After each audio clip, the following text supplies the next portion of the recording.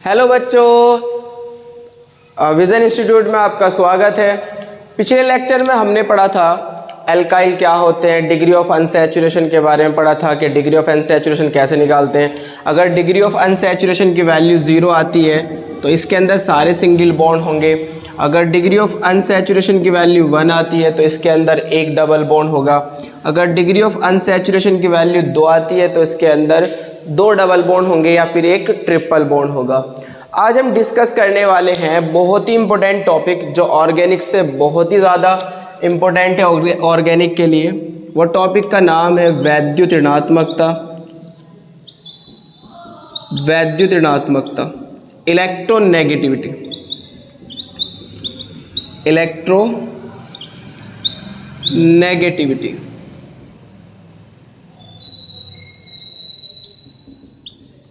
Electronegativity इस lecture में हम कवर करने वाले हैं एक तो इलेक्ट्रोनेगेटिविटी, एक हम कवर करेंगे इसके अंदर डाइपोल मोमेंट। बहुत इंपॉर्टेंट है डाइपोल मोमेंट, जो बताता है कि हमारे पास कोई भी कंपाउंड आयनिक होगा या कोवेलेंट होगा, मतलब उसके अंदर आयनिक में टूट जाएगा, प्लस माइनस में टूट जाएगा या प्लस माइनस में नहीं टूटेगा। और हम कवर करेंगे इसके अंदर हाइड्रोजन बंध के बारे में। तो सबसे पहले पढ़ते हैं वैद्युत ऋणात्मकता क्या होती है। वैद्युत ऋणात्मकता होती है साझे के इलेक्ट्रॉन युग्म को, साझे के इलेक्ट्रॉन युग्म को अपनी ओर खींचने की क्षमता, अपनी ओर खींचने की क्षमता, खींचने की क्षमता वैद्युत ऋणात्मकता कहलाती है। वैद्युत ऋणात्मकता कहलाती है। मतलब किसी परमाणु के द्वारा साझे के इलेक्ट्रॉन युग्म को अपनी ओर खींचने की क्षमता, उसी को हम क्या बोलते हैं, वैद्युत ऋणात्मकता बोलते हैं। बहुत इंपॉर्टेंट है हमारे पास शेयरिंग इलेक्ट्रॉन। मान लीजिए हमारे पास H और Cl है। H और Cl ने एक एक इलेक्ट्रॉन की शेयरिंग करी, साझा करा, और एक वैद्युत हमारे पास एक सहसंयोजक बंध बनाया। कौन सा बंध बनाया? सहसंयोजक बंध। सहसंयोजक बंध, सहसंयोजक बंध कब बनते हैं? जब बराबर की साझेदारी होती है इलेक्ट्रॉनों की। जब परमाणुओं के बीच बराबर की साझेदारी होती है तो जो बंध बनते हैं उन्हें हम बोलते हैं सहसंयोजक बंध। साझे के इलेक्ट्रॉन को अपनी ओर खींच लेगा कौन? Cl। तो Cl की वैद्युत ऋणात्मकता ज़्यादा है तो इन साझे के इलेक्ट्रॉन को अपनी ओर खींच लेगा ये, जिस कारण क्या होगा, हमारे पास Cl पे पार्शियली पॉजिटिव आ जाता है, सॉरी हाइड्रोजन पे पार्शियली पॉजिटिव आ जाता है और Cl पे पार्शियली नेगेटिव आ जाता है। तो साझे के इलेक्ट्रॉन युग्म को अपनी ओर खींचने की क्षमता वही क्या कहलाती है? वैद्युत ऋणात्मकता कहलाती है। हम इसे आगे पढ़ते हैं, अच्छे से एक्सप्लेन करते हैं इसको। जैसे चेक करो एग्जाम्पल, फोन, एग्जाम्पल बाद में लेंगे, पहले समझ लो। Phone Cl Br dash dash carbon dash dash hydrogen, और यहाँ पर हम बात करते हैं धातु की, मेटल की। मेटल जैसे हमारे पास लिथियम, सोडियम, मैग्नीशियम, कैल्शियम, इस तरह से धातुएं जो हुआ करती है। ये वैद्युत ऋणात्मकता का बढ़ता क्रम है, बढ़ता क्रम। सबसे कम वैद्युत ऋणात्मकता होती है धातुओं की, उससे ज़्यादा होगी हाइड्रोजन की, फिर कार्बन, फिर आयोडीन, फिर ब्रोमीन, फिर क्लोरीन, फिर नाइट्रोजन, फिर ऑक्सीजन और फिर फ्लोरीन। सबसे ज़्यादा वैद्युत ऋणात्मकता फ्लोरीन की होती है। दुनिया में सबसे ज़्यादा जो वैद्युत ऋणात्मकता है वो किसकी है? फ्लोरीन की। मतलब एक फ्लोरीन एक ऐसा आइटम है जो हमेशा इलेक्ट्रॉन को खींचता है, अपने ऊपर माइनस रखना चाहता है। जैसे चेक करें आप, हमारे पास एक बॉन्ड बन रहा है H और Cl के बीच। इन्होंने इलेक्ट्रॉन का साझा करा होगा। इन्होंने जब इलेक्ट्रॉन का साझा करा होगा तो इस इलेक्ट्रॉन को कौन खींचने लगेगा? Cl। Cl क्यों खींच रहा है? क्योंकि हाइड्रोजन की वैद्युत ऋणात्मकता Cl से कम है। तो साझे के इलेक्ट्रॉन को कौन खींचता है? जिसकी वैद्युत ऋणात्मकता ज़्यादा होती है। ऐसा करने से क्या होगा, इस पे पार्शियली पॉजिटिव आ जाएगा, इस पे पार्शियली नेगेटिव। और अगर आप इसे थोड़ी सी एनर्जी दे दें, हीट दे दें, तो ये बॉन्ड ब्रेक हो जाएगा। बॉन्ड ब्रेक होने से बॉन्ड किसकी तरफ को ब्रेक होगा? जिसकी वैद्युत ऋणात्मकता ज़्यादा होगी। जैसे बॉन्ड ब्रेक हो जाएगा H और Cl में, किसकी तरफ को? Cl की तरफ को। Cl इलेक्ट्रॉन को खींच लेगा तो Cl पे क्या आएगा? माइनस, H पे क्या आएगा? प्लस। तो आप बता सकते हैं कि बॉन्ड ब्रेकिंग क्या होगी। सपोज दैट मेरे पास एक बॉन्ड बन रहा है O और F के बीच, O और F के बीच, तो ये बॉन्ड किसकी तरफ को ब्रेक होगा? जिसकी वैद्युत ऋणात्मकता ज़्यादा होती है। वैद्युत ऋणात्मकता ज़्यादा किसकी है? फ्लोरीन और ऑक्सीजन में फ्लोरीन की ज़्यादा है, तो बॉन्ड किसकी तरफ को ब्रेक होगा? फ्लोरीन की तरफ को। तो फ्लोरीन पाएगा माइनस और ऑक्सीजन पाएगा प्लस। इसी प्रकार अगर आप और एग्जाम्पल लें, जैसे मान के चलते हैं हमारे पास ये बॉन्ड बन रहा है नाइट्रोजन और हाइड्रोजन के बीच। अब इसको बॉन्ड को ब्रेक करना चाहें तो किसकी तरफ को बॉन्ड ब्रेक होगा? जिसकी वैद्युत ऋणात्मकता ज़्यादा है, इलेक्ट्रॉन नेगेटिविटी ज़्यादा है। इलेक्ट्रॉन नेगेटिविटी ज़्यादा किसकी है? नाइट्रोजन की। तो बॉन्ड किसकी तरफ को ब्रेक होगा? नाइट्रोजन की तरफ को। तो नाइट्रोजन पे क्या आ जाएगा? माइनस, H पे क्या आ जाएगा? प्लस। तो यानी कि आप वैद्युत ऋणात्मक से बता सकते हैं कि किसकी तरफ को बॉन्ड ब्रेक होगा। बॉन्ड उसी की तरफ को ब्रेक होता है जिसकी वैद्युत ऋणात्मकता ज़्यादा होती है। जैसे अगर हमारे पास कार्बन और ऑक्सीजन के बीच डबल बॉन्ड है, मुझे यहाँ पर एक बॉन्ड तोड़ना है, एक बॉन्ड तोड़ना है, तो क्या करूँगा मैं? बॉन्ड किसकी तरफ को टूटेगा? जिसकी वैद्युत ऋणात्मकता ज़्यादा है। जैसे कार्बन और ऑक्सीजन में किसकी ज़्यादा होगी? कार्बन की या ऑक्सीजन की? ऑक्सीजन की ज़्यादा होगी। तो ऑक्सीजन पे क्या आएगा? माइनस, और कार्बन पे क्या आएगा? प्लस। तो मैं इसको ऐसे लिख सकता हूँ, इस पे माइनस और इस पे प्लस। तो ये ध्यान रखना है कि वैद्युत ऋणात्मकता क्या है? किसी परमाणु के द्वारा साझे के इलेक्ट्रॉन युग्म को अपनी ओर खींचने की क्षमता, tendency to attract the electron. Electron को अपनी ओर खींचने की टेंडेंसी, वही क्या कहलाती है?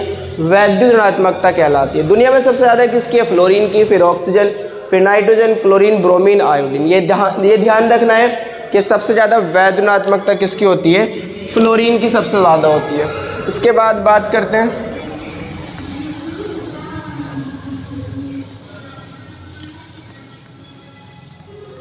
वैद्युत ऋणात्मकता। ये ध्यान रखना है, इसको नोट कर लेना अच्छे से।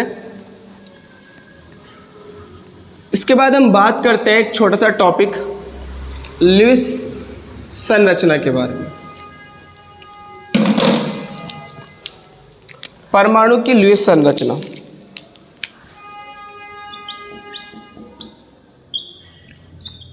परमाणु की लुईस संरचना। परमाणु की लुईस संरचना। यहां पर हम बात करते हैं परमाणु की। जैसे हमारे पास परमाणु कौन कौन से हो सकते हैं? हमने यहां पर बात करी कार्बन, क्योंकि ऑर्गेनिक कंपाउंड की बात कर रहे हैं। Carbon, nitrogen, oxygen, fluorine. इसमें बात कर लेते हैं क्लोरीन, ब्रोमीन और आयोडीन की, एक ही फैमिली के सदस्य हैं। अब कार्बन के बाहरी कक्षा में हमारे पास एटॉमिक नंबर होता है 6, तो 2,4 होगा। इसका 7 होता है तो 2,5 होगा। इसका परमाणु क्रमांक 8 होता है तो 2,6 होगा। इसका हमारे पास 9 होता है तो 2,7 होगा। इसका 17 होता है तो 2,8,7 होगा। इसका हमारे पास 35 होता है तो 2,8,18,7 होगा। ये इन सब के परमाणु क्रमांक हैं। जब हम बात करते हैं कार्बन की, तो कार्बन के बाहरी कक्षा में कितने इलेक्ट्रॉन है? 4, नाइट्रोजन के 5, ऑक्सीजन के 6 और फ्लोरीन के 7। क्लोरीन के भी कितने हैं? 7, और ब्रोमीन के भी कितने हैं? 7 इलेक्ट्रॉन है। तो देखो इसमें कार्बन को आप क्या करें, एक एक इलेक्ट्रॉन लगा दें इसके कार्बन के चारों ओर, एक एक इलेक्ट्रॉन। 4 डायरेक्शन होती है, चारों डायरेक्शन में आपने एक एक इलेक्ट्रॉन लगा दिया, एक डॉट लगा दिया। लुईस संरचना बोलते हैं इसको हम। कार्बन की क्या बोलते हैं? लुईस संरचना। इसमें अगर मैं बात करूंगा तो इसमें कितने इलेक्ट्रॉन है? 5। तो पहले तो एक एक डायरेक्शन में एक एक इलेक्ट्रॉन लिखोगे। अभी 4 हुए तो एक और इलेक्ट्रॉन हमें लगाना पड़ेगा कहीं ना कहीं इन इलेक्ट्रॉन के पास। आपने ऊपर लगा दिया तो यहाँ पे हमने लगा दिया। ऑक्सीजन की कितने? 8 है। बाहरी कक्षा में कितने हैं? 6। तो आप क्या लगाओ, पहले तो एक एक इलेक्ट्रॉन चारों डायरेक्शन में लगाओ। अब 2 इलेक्ट्रॉन और बच रहे हैं तो किन्हीं 2 इलेक्ट्रॉन किन्हीं 2 के पास जाएंगे। एक इसके पास लगा दिया, एक आपने इसके पास लगा दिया। फ्लोरीन में चेक करो 7 है तो 1, 2, 3, 4। अभी आप देखो 3 इलेक्ट्रॉन और बाकी हैं, तो एक यहाँ लगा दिया हमने, एक यहाँ और एक यहाँ। इसमें भी 7 है, तो ऐसे ही होगा बिल्कुल, 2 2 4 2 6 और 1 7। इसमें भी कितने 7, तो 2 2 4 2 6 और 1 7। इसे बोलते हैं लुईस परमाणु की लुईस संरचना, जिसके बाहरी कक्षा में आपने देखा जितनी भी डॉट, ये जो इलेक्ट्रॉन है, ये जितने भी सिंगल बच गए, वो उसके बीच बॉन्ड को बताता है। वो क्या बताता है? बॉन्ड को, कि जितने ये अयुग्मित इलेक्ट्रॉन, जितने ये अनपेयर्ड इलेक्ट्रॉन बच गए, अयुग्मित, जिसने इलेक्ट्रॉन का जोड़ा नहीं बनाया, वो उतने ही बॉन्ड बनाएगा। जैसे कार्बन के अंदर कितने अनपेयर्ड इलेक्ट्रॉन है? चारों के चारों अयुग्मित है, चारों के चारों सिंगल है, एकल है, ये भी अलग है, ये भी अलग, ये भी अलग, तो ये कितने बॉन्ड बनाएगा? 4 बनाएगा। नाइट्रोजन में देखूंगा तो नाइट्रोजन के अंदर ये वाला एक युग्मित हो गया, जोड़ा बना लिया, इसे हम बोलते हैं lone pair. Lone pair Hindi में बोलते हैं एकाकी इलेक्ट्रॉन युग्म, एकाकी इलेक्ट्रॉन युग्म, इसे बोलते हैं एकाकी इलेक्ट्रॉन युग्म, लॉन पेयर। नाइट्रोजन के अंदर कितने लॉन पेयर है? एक लॉन पेयर। अब सिंगल कितने हैं? 1 2 3, 3 सिंगल है, तो कितने बॉन्ड बनाएगा? 3 बॉन्ड बनाएगा। 3 डंडे, जिसे मैं डंडे बोल रहा था। यहाँ पर अगर आप चेक करो तो इसके अंदर कितने लॉन पेयर है? ऑक्सीजन के पास 2 लॉन पेयर है, और 2 कैसे हैं? सिंगल इलेक्ट्रॉन है, तो इसका मतलब ये कितने बॉन्ड बनाएगा? 2 बॉन्ड बनाएगा। इसमें अगर देखें आप तो कितने लॉन पेयर है? 3। इसके अंदर 3 लॉन पेयर, इसके अंदर भी 3 लॉन पेयर, और इसमें भी हमारे पास 3 लॉन पेयर। बॉन्ड कितने बनाएगा? 1 इलेक्ट्रॉन सिंगल है इसलिए 1 बॉन्ड बनाएगा, 1 इलेक्ट्रॉन सिंगल है इसलिए 1 बॉन्ड बनाएगा, 1 इलेक्ट्रॉन सिंगल है इसलिए 1 बॉन्ड बनाएगा। एक और ले लेते हैं, इसमें हम हाइड्रोजन आगे ले लेते हैं। हाइड्रोजन का परमाणु क्रमांक 1 होता है, तो 1 होगा हमारे पास, तो इसके अंदर भी बाहरी कक्षा में 1 इलेक्ट्रॉन होगा, तो ये भी कितने बॉन्ड बनाएगा? केवल 1 ही बॉन्ड बनाएगा। तो बॉन्ड बनाने के तरीके देख लेते हैं। 4 बॉन्ड बना सकता है कार्बन, चारों सिंगल हो सकते हैं, चारों के चारों कैसे हो सकते हैं? सिंगल। 1 डबल, 2 सिंगल हो सकते हैं, अभी भी 4 ही बॉन्ड है। 1 ट्रिपल, 1 सिंगल हो सकता है, अभी भी कितने हैं? 4 ही बॉन्ड है। ये बॉन्ड बनाने का तरीका है, इसके पास कोई भी लॉन पेयर नहीं होगा।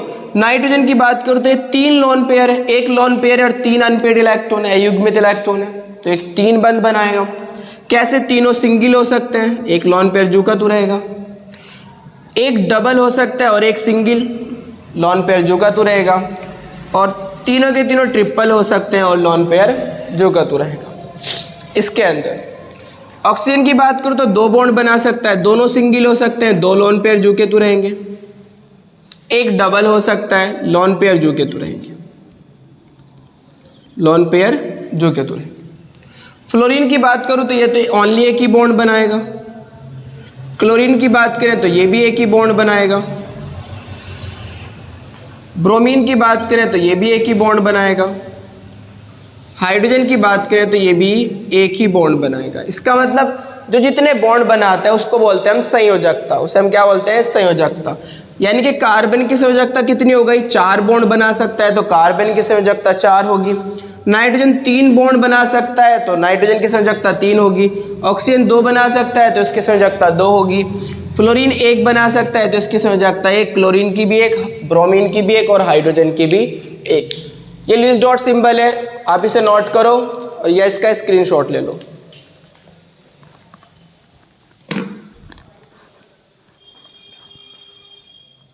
चलो इसके बाद बात करते हैं द्विध्रुव गुण की, जो बताता है हमें कि किसी कंपाउंड के अंदर, किसी सहसंयोजक बंध के अंदर कितना आयनिक लक्षण है, आयनिक कैरेक्टर कितना है, और बताता है वो कंपाउंड की पोलैरिटी, कि वो कंपाउंड पोलर होगा या नॉन पोलर होगा। मोस्ट इंपोर्टेंट टॉपिक है द्विध्रुव गुण।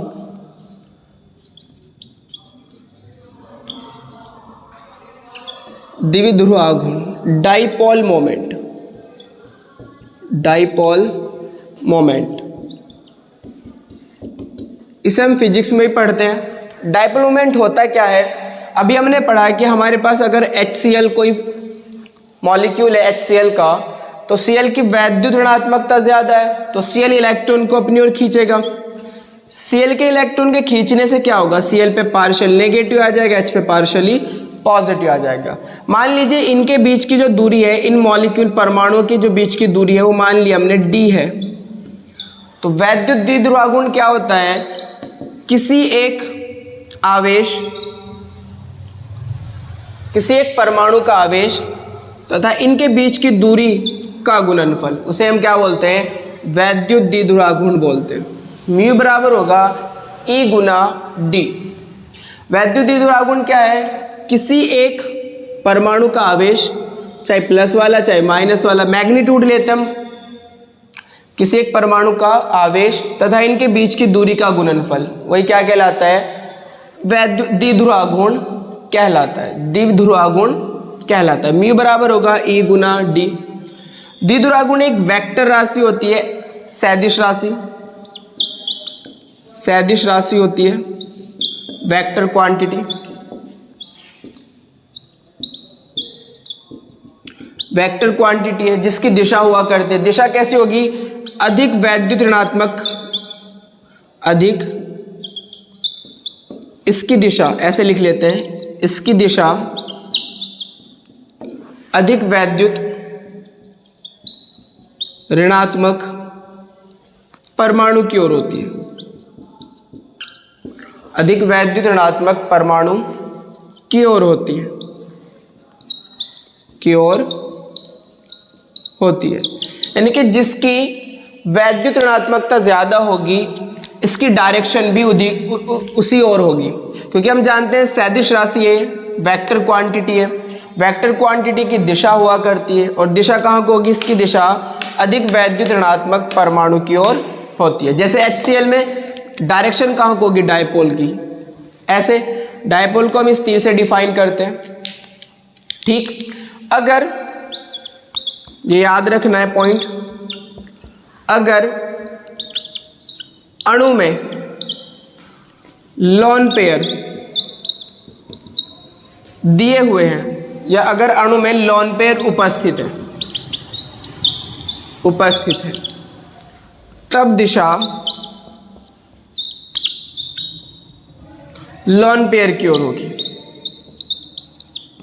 लोन पेयर की ओर होगी। अगर हमारे पास अणु के अंदर लोन पेयर दे दिए, जैसे अभी हमने बात करा नाइट्रोजन, नाइट्रोजन की बात करूं मैं, जैसे हमारे पास NH3, जैसे H2O, इसमें हमारे पास क्या होता है? लोन पेयर होता है ना। अभी बताया था हमने, नाइट्रोजन पे एक लोन पेयर होगा, ऑक्सीजन पे हमारे पास 2 लोन पेयर होते हैं। तो अगर लोन पेयर दे रखे हैं तब डायरेक्शन किधर को होगी? लोन पेयर की ओर होगी। Cl पे भी लोन पेयर होते हैं, लेकिन ये डायटोमिक है, 2 ही परमाणु है, इसलिए रेखीय संरचना होगा, तो डायरेक्शन Cl की ओर ही होगी। तब दिशा कहाँ को होगी? लोन पेयर की ओर होती है। ये बात ध्यान रखना, इसे नोट कर लो। चलो अब इंपॉर्टेंट बात, द्विध्रुव गुण बताता क्या है?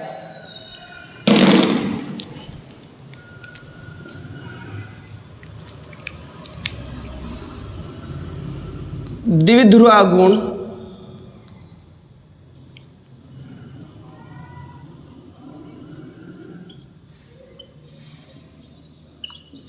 द्विध्रुव आघूर्ण से हम आयनिक प्रतिशतता निकालते हैं, आयनिक प्रतिशतता निकालते हैं। हम बताते हैं कि कोई कंपाउंड के अंदर अगर आयनिक लक्षण है, आयनिक लक्षण है, तो उसका आयनिक लक्षण कितना है, आयनिक प्रतिशतता निकालते हैं। दूसरा, अभी हमारे पास, हम यहाँ डायपोल मोमेंट पूरी डेप्थ में तो पढ़ नहीं रहे, हमें तो बस यहाँ पर बताना है कि कौन सा कंपाउंड पोलर होगा और कौन सा कंपाउंड नॉन पोलर। तो दूसरा पॉइंट बहुत इंपॉर्टेंट है हमारे लिए। द्विध्रुव गुण क्या बताता है? अणु की ध्रुवीयता, ध्रुवीयता और अध्रुवीयता को बताता है।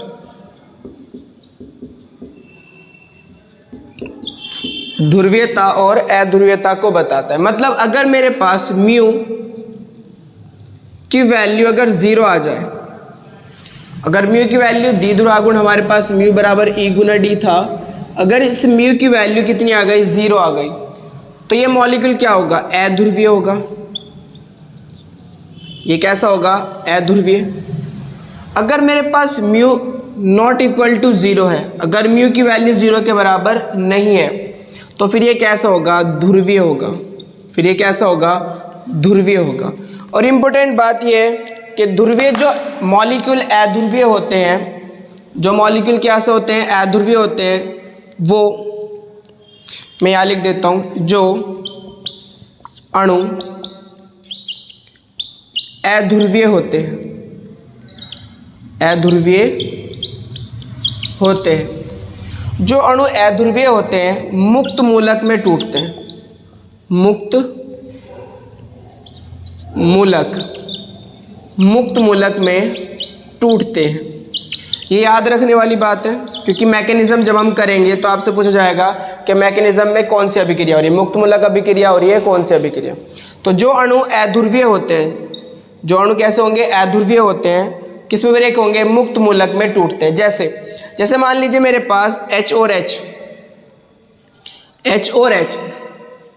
इसमें अगर आप देखो तो साझेक इलेक्ट्रॉन को ना तो ये वाला हाइड्रोजन खींच पाएगा, ना ही ये खींच पाएगा। तो इसके अंदर द्विध्रुवागुण कैसा होगा, 0 होगा। डायप्लोमेंट कितना होगा, 0, क्योंकि चार्ज 0 होगा, ना तो ये खींच पाएगा और ना ही ये वाला हाइड्रोजन खींच पाएगा। तो चार्ज कितना आएगा, ना तो इस पर कोई चार्ज आएगा और ना ही इस पर कोई चार्ज आएगा। तो E कितना हो रहा है, 0। E 0 हो रहा है तो डायप्लोमेंट भी कितना होगा, 0 होगा। अगर डायप्लोमेंट 0 है तो मॉलिक्यूल कैसा होगा, अध्रुवीय होगा। तो अध्रुवीय अगर मैं इसको ब्रेक करने लगूँ, तोड़ने लगूँ, इसके बीच के बॉन्ड को तोड़ने लगूँ, तो वो कैसे टूटेगा, मुक्त मूलक में टूटेगा। कैसे, जैसे मान लीजिए H और H है, तो इन्होंने एक एक इलेक्ट्रॉन की शेयरिंग करी होगी, तो ये अपनी तरफ को इलेक्ट्रॉन खींच लेगा और ये अपनी तरफ को इलेक्ट्रॉन खींच लेगा, अपने अपने इलेक्ट्रॉन वापस ले लेगा। तो इस पर एक इलेक्ट्रॉन आ जाएगा और इस पर भी एक इलेक्ट्रॉन आ जाएगा। इसको हम बोलते हैं मुक्त मूलक, मुक्त मूलक। इसे हम क्या कहेंगे, मुक्त मूलक। कौन सा मुक्त मूलक, हाइड्रोजन मुक्त मूलक। ये भी हमारे पास हाइड्रोजन मुक्त मूलक है, हाइड्रोजन मुक्त मूलक। इनके बारे में बात आगे करेंगे। फिलहाल मैं आपको बता रहा हूँ कि जो अणु अध्रुवीय होते हैं मुक्त मूलक में टूटते हैं। जैसे मैंने अभी आपको बताया कि हाइड्रोजन ये इन्होंने एक एक इलेक्ट्रॉन की शेयरिंग करी होगी, सिंगल बॉन्ड बनाया होगा। अब साझे के इलेक्ट्रॉन ना तो ये हाइड्रोजन खींच पाएगा, ना ही ये हाइड्रोजन खींच पाएगा। तो ना तो इस पर कोई आवेश आ रहा है, ना इस हाइड्रोजन पे कोई आवेश आ रहा है। इसका मतलब आवेश कितना है, E कितना है, 0, कोई चार्ज नहीं आ रहा, E 0 है। E अगर 0 है तो 0 × D 0, म्यू कितना आएगा, 0। अगर म्यू 0 आ रहा है तो अध्रुवीय होगा। और अध्रुवीय को अगर हम ब्रेक करने लगे, तोड़ने लगे किसी रिएक्शन के अंदर, तो कैसे टूटेगा, मुक्त मूलक में टूटेगा। मतलब ये हाइड्रोजन अपना इलेक्ट्रॉन वापस ले लेगा, ये वाला हाइड्रोजन भी अपना इलेक्ट्रॉन वापस ले लेगा। ठीक है। अगर हमारे पास मॉलिक्यूल कैसा है, ध्रुवीय है, तो ध्यान रखना जो अणु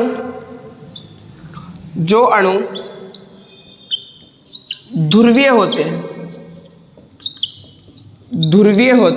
जो अणु कैसे होंगे, ध्रुवीय होते हैं, आयनों में टूटते हैं, जो अणु कैसे होंगे, ध्रुवीय होते हैं, कैसे टूटेंगे, आयनों में टूटते हैं। जैसे अभी हमने देखा HCl, अगर मैं HCl को ब्रेक करने लगूं तो इसका मतलब म्यू नॉट इक्वल टू 0, कोई ना कोई चार्ज आएगा, इस पे प्लस और इस पे माइनस, कुछ ना कुछ चार्ज आएगा। तो अगर मैं इसे तोड़ने लगूं बॉन्ड को, तो ये Cl की तरफ को टूटेगा, क्योंकि Cl की वैद्युत ऋणात्मकता ज्यादा है। Cl की वैद्युत ऋणात्मकता क्या है, ज्यादा है। तो बॉन्ड किसकी तरफ को टूट जाएगा, Cl की तरफ को। H और Cl, ये बॉन्ड ऐसे टूट जाएगा Cl की तरफ को, और H पाएगा प्लस, Cl पाएगा माइनस। तो जो बॉन्ड क्या होंगे, ध्रुवीय होते हैं, वो कैसे टूटेंगे, आयनों में टूटते हैं। जैसे हमारे पास HCl को हमने तोड़ा, H पे प्लस और Cl पे माइनस।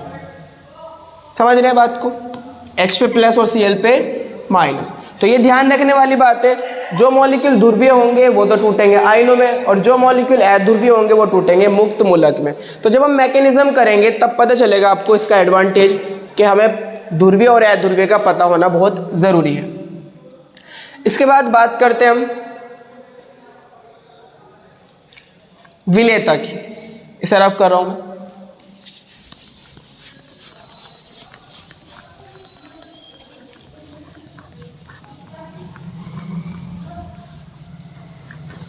ये सारे पॉइंट नोट करते रहना कॉपी वगैरह में।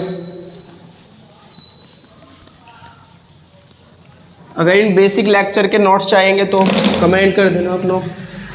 चलिए खैर, पहला पॉइंट, जो ध्रुवीय होते हैं, ध्रुवीय, ये भी इम्पोर्टेंट पॉइंट है ऑर्गेनिक से। ध्रुवीय में विलय होते हैं। जो भी मॉलिक्यूल ध्रुवीय होगा, पोलर होगा, वो पोलर में विलय होगा, विलय होते हैं। दूसरा पॉइंट, अध्रुवीय, अध्रुवीय को हम नॉन पोलर बोलते हैं, नॉन पोलर। ध्रुवीय को हम पोलर बोलते हैं। तो अध्रुवीय, अध्रुवीय में विलय होते, विलय होते। ध्यान रखना, ध्रुवीय ध्रुवीय में विलय होते हैं और अध्रुवीय अध्रुवीय में विलय होते हैं। ठीक, तो अब हम देखते हैं कि कौन से मॉलिक्यूल ध्रुवीय होते हैं और कौन से मॉलिक्यूल अध्रुवीय होते हैं। अब वो चेक करते हैं।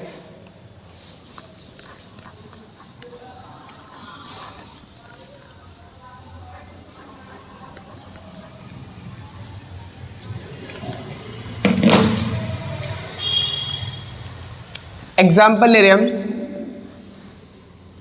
सबसे पहले लिया हमने CH4, एल्किन मीन्स मैथीन, एक कार्बन है तो मैथ, सारे सिंगल बॉन्ड है तो क्या जोड़ेंगे, एन, मैथीन। इसको चेक करते हैं कि ये ध्रुवीय होगा या अध्रुवीय होगा। इसे अगर हम ब्रेक करें, सॉरी, अगर हम इसे इसकी स्ट्रक्चर ओपन करें, ये हाइड्रोजन, ये हाइड्रोजन, ये हाइड्रोजन और ये हाइड्रोजन। मैंने अभी आपसे बताया था कि द्विध्रुव आघूर्ण को हम इस तीर से प्रदर्शित करते हैं और इसकी एक डायरेक्शन होती है डायपोल मोमेंट की। म्यू की हमारे पास एक डायरेक्शन होती है, दिशा किधर को होगी, जिसकी वैद्युत ऋणात्मकता ज़्यादा होगी। अब कार्बन के अंदर तो कोई लोन पेयर नहीं होता, तो वैद्युत ऋणात्मकता कार्बन और हाइड्रोजन में किसकी ज़्यादा होती है, कार्बन की। फोन C L B R I से कार्बन की ज़्यादा होगी, तो डायरेक्शन किधर को होगी, कार्बन की साइड को। ऐसे यहाँ भी किसकी साइड को होगी, कार्बन की साइड को। हम नेट निकालते हैं डायपोल मोमेंट, ऐसे यहाँ भी किसकी साइड को होगी, कार्बन की साइड को, और यहाँ पर भी कार्बन की साइड को होगी। तो अगर आप चेक करो तो एक फोर्स ऐसे आ रहा है, एक फोर्स ऐसे आ रहा है, एक फोर्स ऐसे आ रहा है, एक फोर्स ऐसे आ रहा है। दोनों चारों के चारों फोर्स क्या है, सेम है, समान है। ये वाला फोर्स इसको कैंसिल करेगा, ये वाला बल इसको कैंसिल करेगा, क्योंकि सारे के सारे क्या हैं, समान है। इसका मतलब इसमें नेट कितना होने वाला है, फोर्स 0, म्यू नेट कितना होने वाला है, 0। ये वाला फोर्स इसको कैंसिल कर देगा, ये वाला इसको कैंसिल कर देगा, तो म्यू कितना आने वाला है, म्यू नेट कितना आने वाला है, 0। कुल डायपोल मोमेंट कितना होगा, 0। अगर कुल डायपोल मोमेंट 0 है तो ये कैसा होगा, अध्रुवीय। ये कैसा होगा, अध्रुवीय। अब इसको अगर आप ब्रेक करने लगो, तोड़ने लगो, तो अभी बताया था कैसे ब्रेक होगा, मुक्त मूलक में। मतलब यहाँ से अगर ब्रेकिंग करने लगो, मैं CH4 की अलग दिखा देते हैं, अगर CH4 की ब्रेकिंग करने लगे आप तो कैसे ब्रेक होगा, अभी बताया था। हमारे पास ये अगर हाइड्रोजन है तो ये तो हमें पता चल गया कि कैसा कंपाउंड है, अध्रुवीय है, तो बॉन्ड को कैसे ब्रेक होगा, ये अपना इलेक्ट्रॉन वापस ले लेगा और ये अपना इलेक्ट्रॉन वापस ले लेगा। तो एक तो हमारे पास आएगा मुक्त मूलक C पे और एक मुक्त मूलक आएगा H पे। इसे बोलेंगे मिथाइल मुक्त मूलक, free radical, methyl free radical, और इसे बोलेंगे हाइड्रोजन फ्री रेडिकल,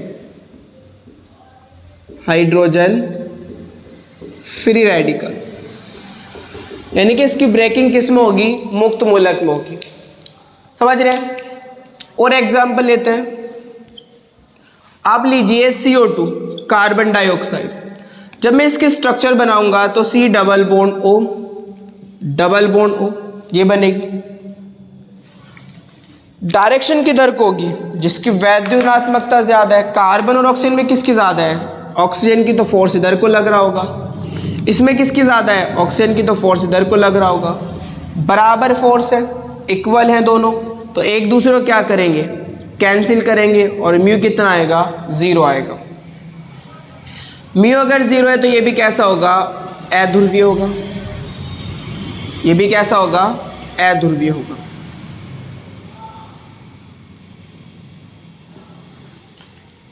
अगर मैं कहूँ आपसे CH2 कार्बन डाइसल्फाइड, तो सेम बात है, C double bond S double bond S।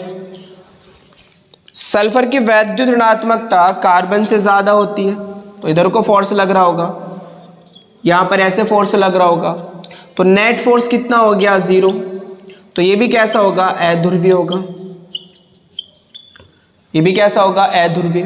अगर हम बात करें CCl4 की, CCl4, तो देखो यहाँ पर ये Cl, ये Cl, ये Cl और ये Cl।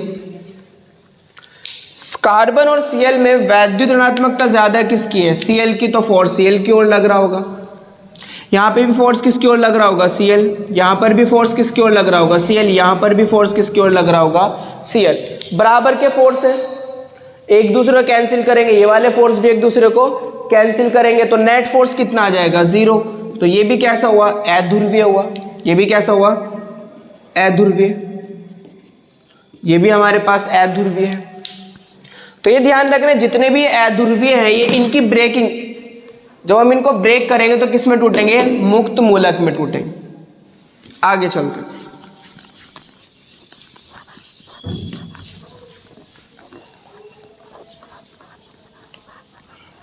कुछ डायटोमिक एटम भी होते हैं जैसे Cl2, Br2, I2, इन सब के डायपोल मोमेंट भी कितने होंगे, 0। जैसे हमारे पास Br2 हो गया, Cl2 हो गया, I2 हो गया, F2 हो गया, N2 हो गया, O2 हो गया, ये सब क्या है, अध्रुवीय है, अध्रुवीय, नॉन पोलर है। कैसे, एक एग्जांपल ले लेते हैं Cl का, Cl, तो ना तो साजिक इलेक्ट्रॉन को ये अपनी ओर खींच पाएगा, ना ये खींच पाएगा, तो ना तो इस पर कोई चार्ज आ पाएगा, ना इस पर कोई चार्ज आएगा, ना इस पर कोई चार्ज आएगा, तो E कितना हो गया, 0। E 0 हो गया तो म्यू भी कितना हो जाएगा, 0 हो जाएगा। मतलब नेट म्यू कितना आ रहा है, 0। अगर ये 0 होगा तो किस नेचर में होगा, ये अध्रुवीय नेचर में होगा, नॉन पोलर होगा। ये तो बात थी नॉन पोलर की। अब हम कुछ पोलर की बात करते हैं कि ऐसे मॉलिक्यूल जो पोलर होते हैं।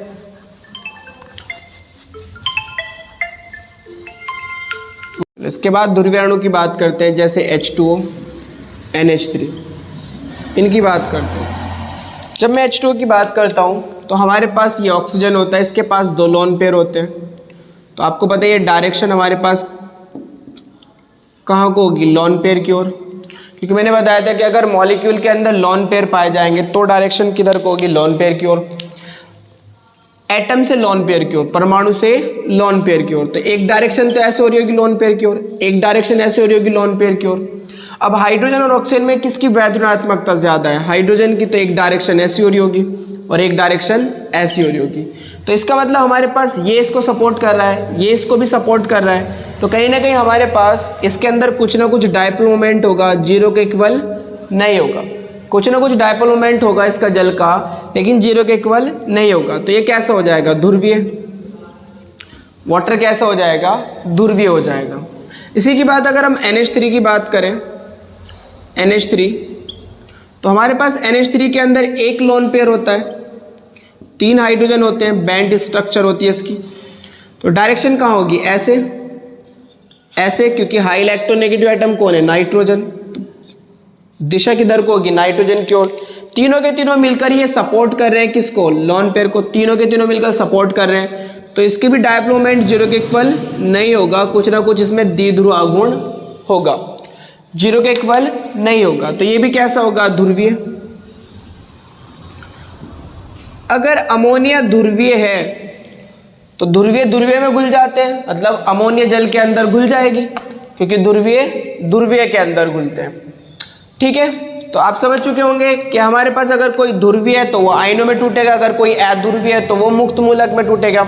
ध्रुवीय और अध्रुवीय निकालना मैंने आपको बता दिया, कैसे निकालेंगे आप। एक हाई इलेक्ट्रोनेगेटिव एटम की ओर द्विध्रुव आघूर्ण की दिशा होती है, तो हमारे पास किसी भी मॉलिक्यूल का आप ध्रुवीय और अध्रुवीय निकाल सकते हो।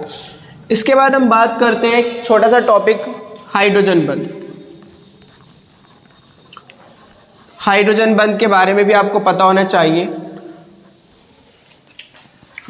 तो अब हम पढ़ेंगे हाइड्रोजन बंध के बारे में। ये टॉपिक इतना ही कवर कर लेना आप लोग।